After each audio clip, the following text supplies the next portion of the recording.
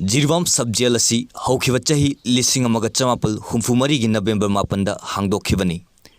Jailer matik chana laiduna haukiba chahi lising amaga chamapal maudra manga fawba mapung phana mathau tawromkhi. Jiribam subdivision da mirian sang laitaba amadi subjail asina mapung phana mathau tawroktabadagi ingkumja lising amaga chamapal maudra tareta mirian sang oina sijiнаrakhi. Masigi matungda security force singna matam kharigi oiba kem oina su sijiनakhi. Hiram masiga mari lainana lainga ki mari lainaba loisang singna yengsinbidabana ngasi jail asi kangathang oiduna lairi amadi masina maram oiraga law enforcement agency singna awaba kaya mayoknari Jiribam district ta lairiba law enforcement agency singi kholau tabinaba kana laitabagum ariambada tare karigumbada law enforcement agency singna thodok wathok amaga mari lainana farba mioising jail da thajin batarabadi Imphal jiri lambida kilometer chani ga kunithoi labna Imphal tamna mifa adu purakpada tari Masigi mathakta Jiribam subdivision ama oirambadagi mapung faba district ama oikhibadagi mamangai matamdagi ngasidi ahongba awonba kaya uba fangle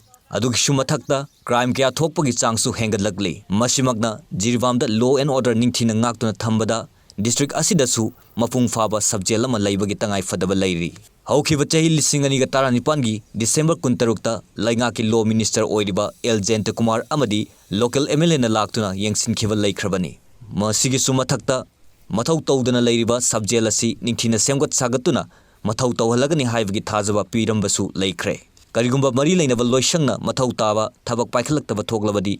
lairiba jail asi adumak kangathang oina mangkhragani yamna khanan ngai oiribadi Diri town gi municipality area da lairiba jail asigi park chawba lamasi adumak kanafam khangdana laigadawribar haibasini